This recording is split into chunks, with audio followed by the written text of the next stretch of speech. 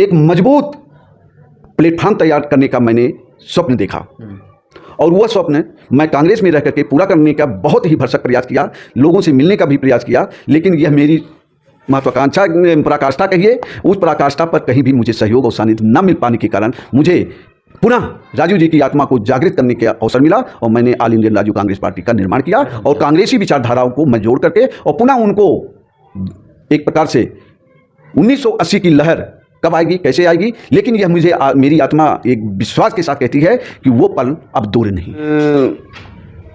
Emotion होना चाहिए, वो कहीं न कहीं मुझे लगता है कि लोगों में गिरावट आई है। 2012 में मैं अपने गृहजन पर स्वतंत्रता संग्राम सेनानी बाबू वसुधा सिंह की जन्मस्थली राजे सुल्तानपुर अंबेडकर नगर से 2012 में मैं लखनऊ राजभवन तक पदयात्रा किया था और 2 बोरे जनता की मांग एप्लीकेशन मैंने उस पदयात्रा में इकट्ठा करके और राजभवन में ले जा करके उसमें उनके सेक्रेटरी जीबी पटनायक जी हुआ करते थे, उनको मैंने सौंपा था। क्या नमस्कार, आदाब, सत श्री अकाल, अस्सलाम वालेकुम। मैं हूं मिराज वली ख़ान और आज आपको मिलवाऊंगा कांग्रेस की एक ऐसी शख्सियत से जिन्होंने पार्टी के लिए लगातार पार्टी की विचारधारा को बढ़ाने में अपना योगदान दिया, जिनके पिताजी छात्र जीवन से ही कांग्रेस पार्टी में आ गए, उन्होंने भी कांग्रेस के लिए लगातार काम किया। ये अंबेडकर नगर से ताल्लुक़ रखते हैं।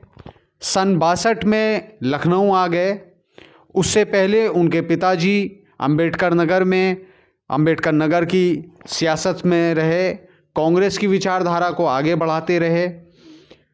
1963 से लेकर अब तक वो कांग्रेस पार्टी की विचारधारा को आगे बढ़ाने में अपना योगदान दे रहे हैं। ऐसी शख्सियत हैं अरुण शुक्ला जी हमारे साथ में, जिनसे बात करेंगे, जानेंगे उनसे, उनके बारे में, उनके पिताजी के बारे में, कैसे वो कांग्रेस में आए और अब तक का जो उनके पास सफ़र रहा है, उनके साथ सफ़र रहा है, उस पर सारी चर्चा करेंगे। अरुण जी, बहुत बहुत शुक्रिया कि आपने हमको अपना कीमती वक्त दिया। आपके पिताजी से शुरुआत करते हैं। जी, आपके पिताजी सालिग्राम शुक्ला जी कांग्रेस के लिए लगातार काम करते रहे। आप भी उन्हीं से प्रभावित होकर, उन्हीं को देखकर आगे बढ़े हैं, तो थोड़ा सा अपने पिताजी के बारे में बताइए। जी, मेरे पिता स्वर्गीय पंडित सालिग्राम शुक्ल जी उत्तर प्रदेश सरकार के एक राज्य कर्मचारी थे जी। मेरे ग्रैंडफादर फ्रीडम फाइटर थे और वो भी शिक्षा विभाग में अध्यापक थे। अच्छा। मेरे ग्रैंडफादर का देहांत बहुत अर्ली एज में हो गया। उस दौर में मेरे पिताजी की आयु मात्र 7-8 साल थी। अच्छा, ये आपके ग्रैंडफादर यानी दादाजी का जिक्र कर रहे हैं। ओके। और उनके ताल्लुकात आचार्य नरेंद्र देव जी से, लोहिया जी से, आचार्य नरेंद्र देव जी, लोहिया जी से, पंडित मदन मोहन मालवीय जी से और गांधी जी से व्यक्तिगत रूप से वो प्रभावित थे। स्वतंत्रता आंदोलन में उनका अपना एक स्थानीय स्तर पर योगदान रहा। धीरे धीरे उनका जब इंतकाल हुआ तो हमारे पिताजी भी उत्तर प्रदेश सरकार में ग्राम विकास विभाग में ग्राम विकास अधिकारी थे। लेकिन जब कांग्रेस में 2 विचारधारा संघर्ष कर रही थी, एक पूंजीवादी मानसिकता कांग्रेसी विचारधारा में लगे थे और एक जो गरीबों के हित के लिए काम करते थे, जिसका नेतृत्व हमारी महान नेता श्रीमती इंदिरा गांधी जी कर रही थी। और पूंजीवादी विचारधारा का स्वर्गीय मोरारजी भाई कर रहे थे। हमारे पिताजी स्वर्गीय बहुगुणा जी से प्रभावित हुए और उनके नेतृत्व में उन्होंने विभाग से रिजाइन किया और कांग्रेस की मुख्य धारा में सेवा देने के लिए शामिल हो गए। 1967 में उन्होंने कांग्रेस की सदस्यता लिया और 1977 जो एक संक्रमित काल हम कह सकते हैं कांग्रेस के लिए था, उस दौर में हमारे पिताजी ने बहुगुणा जी के साथ ऐसा सांगठनिक कार्य धरातल पर किया कि 1980 में जब पुनः सत्ता हमारी वापस आई तो इंदिरा जी ने 3 लोगों को बुलाया। अच्छा। बीपी सिंह, कल्पनाथ राय और हमारे पिताजी को। अच्छा, इंदिरा जी ने ये 80 की बात है? 80 की बात है। अच्छा, तो ये मुलाकात उन्होंने बुलाया दिल्ली जी। उस दौर में इन तीनों को उन्होंने बुला करके, उस समय मैं भी संजोग से उस समय इंटर या बीए में फर्स्ट ईयर में था। मेरा भी सौभाग्य था कि पिताजी और इन उपरोक्त महान विभूतियों के साथ इंदिरा जी का भी दर्शन करने का अवसर मिला। अच्छा, आप गए साथ में? गए। अरे।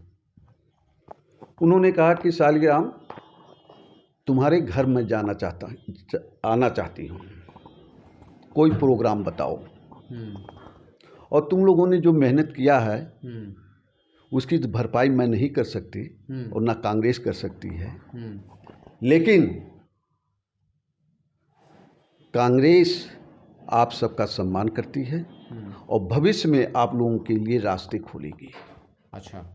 क्योंकि ये लोग उन पृष्ठभूमि से आने वाले लोग थे, चाहे वो वीर बहादुर जी रहे हों, चाहे कल्पनाथ राय जी हो।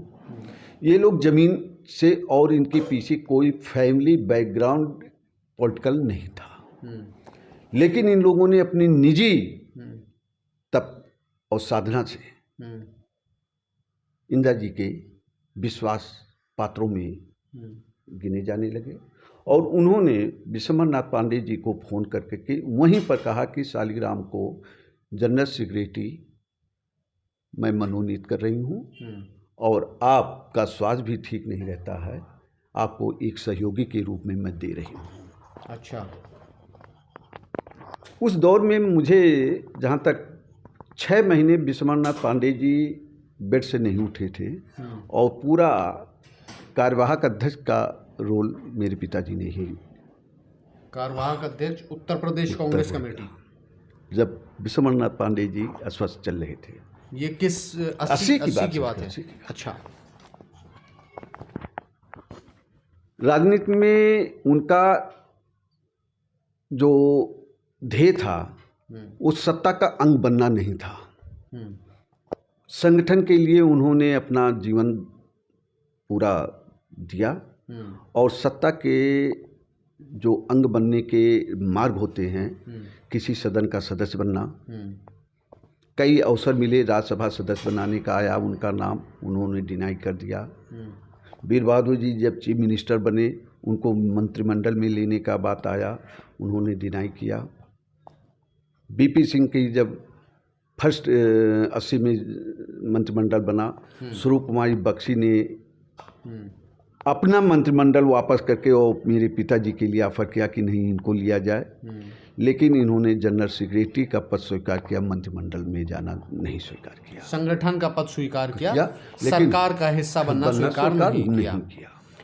ये आपने एक नाम लिया स्वरूप कुमारी बख्शी का। जी। लखनऊ की सियासत में जब भी बात करें उनके बिना अधूरा उनका योगदान महत्वपूर्ण है और सराहनीय रहा है। और संगठन के प्रति भी जी और आवाम के प्रति भी, सरकार के प्रति भी। मुझे एक घटना याद है स्वरूप कुमारी बख्शी जी का। हाँ बिल्कुल, बताइए। राजाजीपुरम में उनकी प्रॉपर्टियां थी और एलडीए का उस समय एक्वायरमेंट चल रहा था ज़मीनों का लेकर के, कॉलोनी डेवलप करने का जी। इन्होंने उस समय ऐसा 2 रुपये या 2.5 रुपये पर स्क्वायर मीटर के हिसाब से उनको मुआवजा मिला था। अच्छा। लगभग 70-80 लाख रुपए उनको एलडीए से मुआवजा मिला था। किसको? बख्शी जी को। अच्छा। तो 80 का हुई, विधानसभा का चुनाव चल रहा था, काफ़ी गहमा गहमी यहाँ रहती थी, टिकट का बंटवारा उस समय। तो अमौसी हवाई अड्डे पे रायबरेली जा रही थी, अमौसी हवाई अड्डे पे पिताजी के मुलाकात इंदिरा जी से हुई। उन्होंने कहा स्वरूप वो पाई है मुआवजा और हमारी पार्टी क्राइसिस चल रही है, उससे कहो कि लखनऊ की जो विधानसभा हैं वो पूरा वो देखे। अच्छा। तो उन्होंने कहा ये शब्द अगर आप अपने मुंह से कहें तो उचित होगा। कहने नहीं, मैं उनके बारे में जानती हूँ, वो बहुत जिद्दी और साहसी महिला है, लेकिन जिद्दी भी है। यह काम तुम्हारे ऊपर मैं सौंपती हूँ और मुझे विश्वास है कि तुम अगर कहोगे तो बख्शी मान जाएगी। अच्छा। और उस समय 80 में महेंद्रू जी थे और एक प्रेमवती ही तिवारी थी, प्रेमवती तिवारी जी। इन लोगों को चुनावी खर्चे के लिए इंदिरा जी ने जब कहा कि जाइए शालिग्राम जी से मिलिए और वो व्यवस्था देंगे। अच्छा। तो उन लोग आए और भैया भैया कहती थी प्रेमवती जी, भैया मेरी मदद करिए, मैं कैसे चुनाव लड़ूं। सरोजिनी नगर से उस समय वो लड़ा करती थी, प्रेमवती तिवारी जी जी। हाँ। जी। पद्मा सेठ जी भी थी, उन्हीं के साथ आई थी। तो उन्होंने कहा कि भाई मैं संगठन से तो अभी कुछ मदद तो नहीं कर पाऊंगा, हाँ एक प्रयास करता हूँ। और उसी वक्त उन्होंने टेलीफोन लगाया केसरबाग राजभवन में और बख्शी दीदी को फ़ोन किया। उन्होंने कहा कि भाई आपके चहेते लोग हमारे पास आए हुए हैं और मैं चाहूँगा कि आप भी इस गुफ्तगू में शामिल हों और कुछ सहयोग करें। मतलब वो जो मैसेज इंदिरा जी का था, वो मैसेज उन्हीं लोगों के सामने उन्होंने डिस्क्लोज किया और बख्शी दीदी कोई प्रतिक्रिया नहीं दे सकी, लेकिन उन्होंने, मुझे विश्वास है अब क्या सहयोग किया, लेकिन आर्थिक मदद उन्होंने किया चुनाव। अच्छा। और जब हम उस दौर में पूरी लखनऊ की सभी विधानसभा सीटें जीत करके आए, तो संजोग से उस दौर में मुझे भी अवसर मिला कि इंदिरा जी जब आई अमौसी हवाई अड्डे पे, तो सभी डेलीगेट लोग खड़े हुए थे, लखनऊ के सभी निर्वाचित विधायक लोग भी खड़े थे और उन्होंने कहा साईं जी, जो काम मैं नहीं कर सकती थी वो काम आपने किया, लेकिन जो मैंने नसीहत दिया था उस पर अमल किया, इसलिए कामयाब हुए। अच्छा। तो उस कामयाबी का मैं कहीं न कहीं ये महसूस करता हूं कि आज भी हमें स्वरूप कुमारी बख्शी जैसी हस्ती और ऐसे गार्जियनशिप की जरूरत लखनऊ ही नहीं, उत्तर प्रदेश के हर जनपद में। बख्शी जी के एक सहयोगी हुआ करते थे जिनका अभी देहांत हो गया, स्वर्गवास हो गया, और स्वराज जी मालूम है। स्वराज जी उनके लिए बहुत काम करते थे और उसके बाद उनके साथ साथ रहना, उनका सारा काम देखना, और उसके बाद कांग्रेस के लिए भी उन्होंने बड़ा काफ़ी काम किया, योगदान दिया। उनके न रहते हुए भी उन्होंने, अभी 2-3 दिन पहले उनका देहांत हो गया। तो हम स्वराज जी से मेरी मुलाकात है जी, और हम लोगों का काफ़ी जी, देखिए परिवार तो वही है, लेकिन जो इमोशन होना चाहिए वो कहीं न कहीं मुझे लगता है कि लोगों में गिरावट आई है। हाँ, ये तो बात है। देखिए, राजनीति में गिरावट इसलिए आई है क्योंकि नैतिकता कहीं ना कहीं खत्म हुआ, और उसका कारण है जी, उसका कारण है कि अच्छे लोगों ने राजनीति को किनारा किया, और उसका कारण था कि जब ये लोग किनारा किए तो बैड एलिमेंट्स लोग उस रिक्त की पूर्ति कर लिए। एक घटना उस दौर की याद है, चुरहट लाठी कांड का मध्य प्रदेश, उसके इंक्वायरी बूटा सिंह जी उस समय गृह मंत्री हुआ करते थे और मेरे पिताजी उत्तर प्रदेश से, इन दोनों को पर्यवेक्षक बना करके उस चुरहट लाठी कांड का इंक्वायरी सेटअप किया गया, तैयार हुआ, जवाब हुआ, और उसमें कहीं न कहीं आत्मा को शांति दे अर्जुन सिंह जी का, उसमें वो कहीं लिप्त जाहिर हो रही थी। और यह बात बूटा सिंह जी इंदिरा जी को या राजीव जी को कहना उचित नहीं समझ पा रहे थे कि मैं क्या कहूँ अर्जुन सिंह के बारे में, लेकिन हमारे पिताजी ने बेधड़क उन पर टिप्पणी करके और उनको हटाए जाने की मांग की स्पष्ट पिताजी के बारे में। और उसके बाद उन्हीं के मंत्रिमंडल के सहयोगी मोतीलाल वोरा जी का नाम भी उन्होंने प्रस्तावित किया। अच्छा। और 1-2 महीने के बाद पिताजी के बारे में आपने इतना सब कुछ बताया, पिताजी के साथ आप रहे, आपने राजनीति देखी, और फिर मैं समझता हूँ उसके बाद जब आपने कांग्रेस में कदम रखा, जैसा कि आपने बताया कि सलमान साहब के वक्त में जी मुझे सलमान जी ने कांग्रेस ऑफिशियली ज्वाइन कराया और मुझे जनरल सेक्रेटरी उन्होंने पूछा कि आप क्या काम देखना चाहते हैं, तो मैंने कहा मैं नेशनलिटी पर काम करना चाहता हूँ, राष्ट्रीय सद्भावना के संबंध में। तो उन्होंने, मैं उस समय ये नहीं जानता था कि मुख्य धारा की पॉलिटिक्स क्या होती है, पद क्या होते हैं, सेल और विभाग क्या होते हैं, ये सब मुझे आइडिया नहीं था। तो उन्होंने कहा कि राष्ट्रीय एकता और सद्भावना की बात आप करना चाहते हैं, उस पर काम करना चाहते हैं, तो आपको मैं जनरल सेक्रेटरी बना करके और उस प्रकोष्ठ का जनरल सेक्रेटरी बना देता हूं, और फ्रीडम फाइटर के बेटे संपूर्णानंद जी उसके चेयरमैन हुआ करते थे उस दौर में, उनके साथ मुझे लगा दिया गया। फिर सोनिया जी का चुनाव आया, बाई इलेक्शन, जब 2 पदों की लेकर के वो बातें उठी थी, तो उन्होंने रिजाइन कर करके और पुनः रायबरेली में चुनाव उन्होंने लड़ा। उस चुनाव में हम लोगों को जो है सरैनी विधानसभा का इंचार्ज बनाया गया था, और हम लोगों ने वहाँ 15-20 दिन अपना लग करके के चुनाव की पूरी सरगर्मी को आप कांग्रेस की विचारधारा को बढ़ाने के लिए एक संगठन और चला रहे हैं जी, Rajiv Congress, all Indian Rajiv Congress party.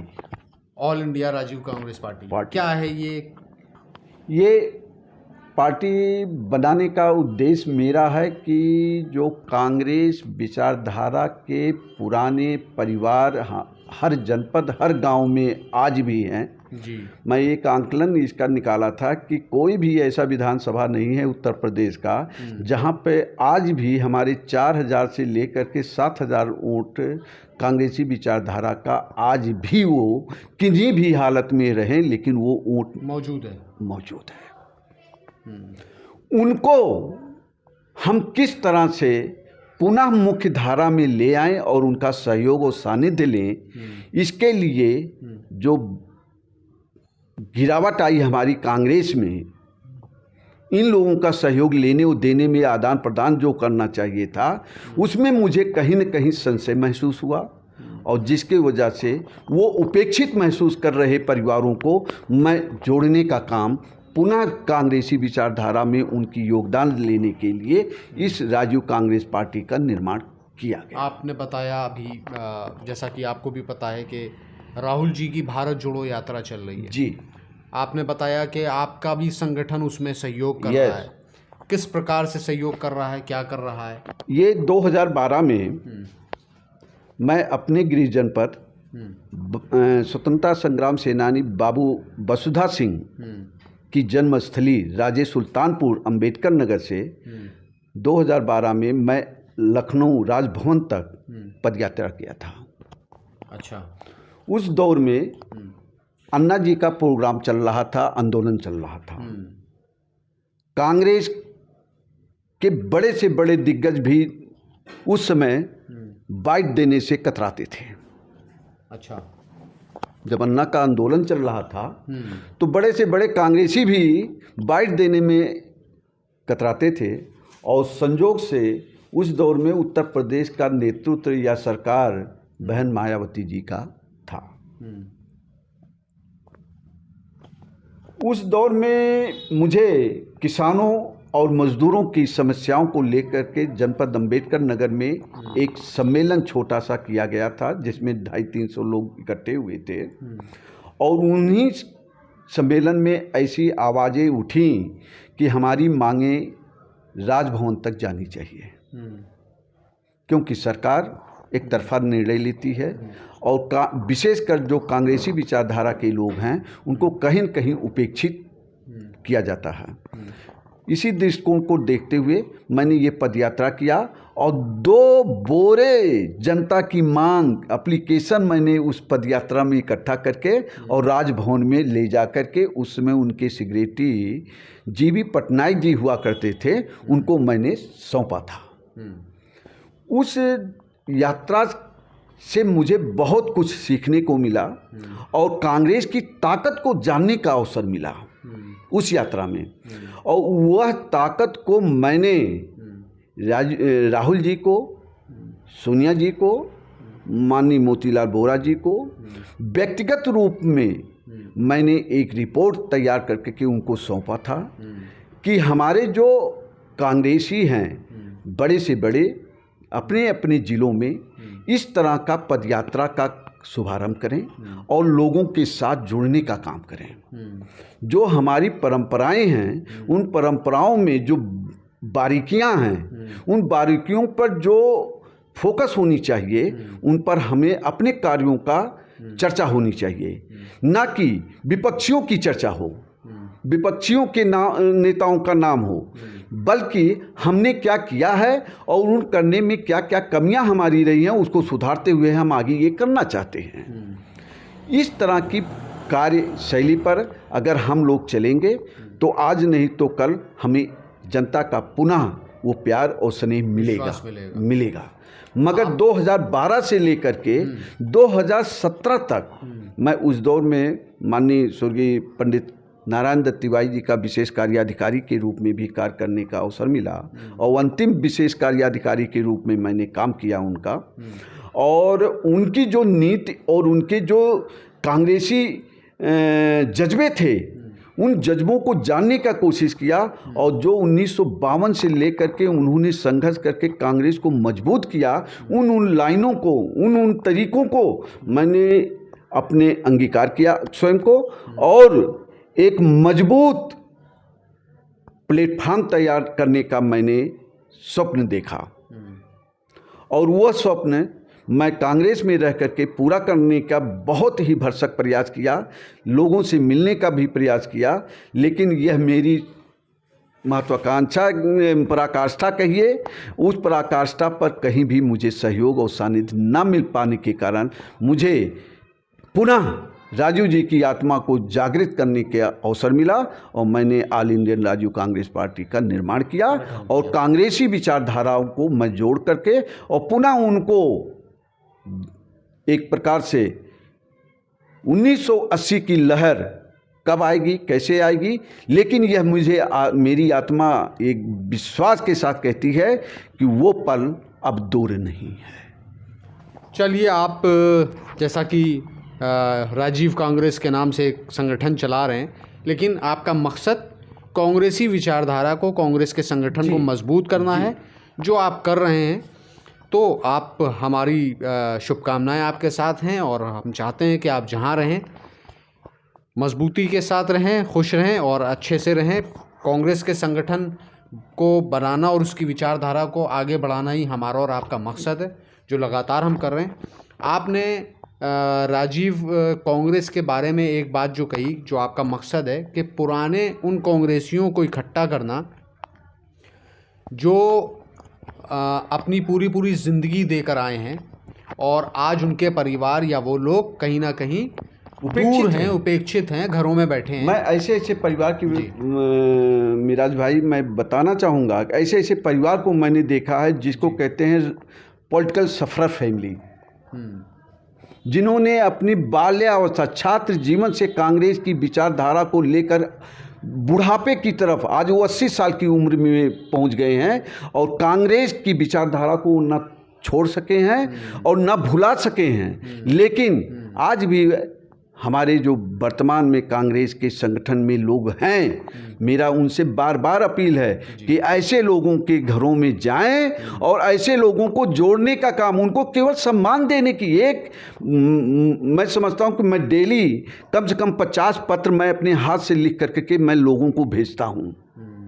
ये परंपरा आज क्यों नहीं है? आपका जो मकसद है उसी मकसद से मिलता जुलता एक छोटा सा प्रयास शुरू करा है और अनमोल कांग्रेसी और समर्पित कांग्रेसी के नाम से जी। मैं अनमोल कांग्रेसी में उन लोगों से मिलता हूं जिन्होंने 89 से पहले कांग्रेस ज्वाइन करी और उत्तर प्रदेश में 32-33 साल सरकार में न होने के बावजूद वो कांग्रेस में जुड़े पड़े हुए हैं। समर्पित कांग्रेसी में उन लोगों से मिलता हूं जिन्होंने अपने जीवन के 25 साल कांग्रेस को दिया है।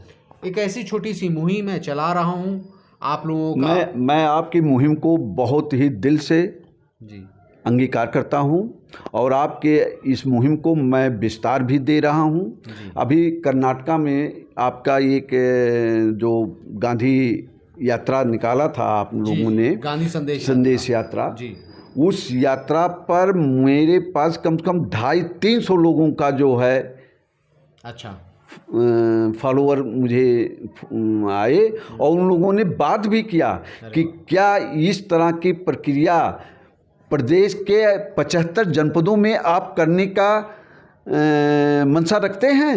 हमने कहा कि समय आने पर वो भी होगा कि आपको ये इस तरह की हर डिस्ट्रिक्ट वाइज आपको ये संदेश यात्राएं मिलेगी। उसकी शुरुआत हो चुकी है। तो आप भी हमारे यहाँ लखनऊ में भी 12 तारीख को भारत जोड़ो यात्रा है। मैं उम्मीद करूँगा कि आप अपने सहयोगियों के साथ उसमें शामिल होंगे। वीडियो क्योंकि वक्त की कमी होती है उसके तहत ख़त्म करना पड़ता है। तो आपसे बस इसी अनुरोध के साथ और इसी उम्मीद के साथ कि आप स्वस्थ रहेंगे और कांग्रेस की विचारधारा को ऐसे ही आगे बढ़ाते रहेंगे। तो ये हैं हमारे अरुण शुक्ला जी जो पृष्ठभूमि से ही कांग्रेस के हैं, जिनके पिताजी से लेकर और वो खुद उन्होंने कांग्रेस के लिए लगातार काम किया है और कांग्रेस की विचारधारा को आगे बढ़ाने में आज भी वो अपना महत्वपूर्ण योगदान दे रहे हैं। तरीका अलग है उनका, राजीव कांग्रेस के नाम से एक संगठन चला रहे हैं, लेकिन मकसद वही जो हर एक कांग्रेसी का होता है, जो हर एक भारतीय का जो संविधान पे भरोसा रखता है उसका होता है कि कांग्रेस की विचारधारा को कभी ख़त्म नहीं होने देना है, कभी डिगने नहीं देना है। इन्हीं सब जज्बातों के साथ, इन्हीं सब बातों के साथ हम आज की अपनी इस वीडियो को यहीं पे ख़त्म कर रहे हैं, एंड कर रहे हैं। जय हिंद, जय कांग्रेस पार्टी।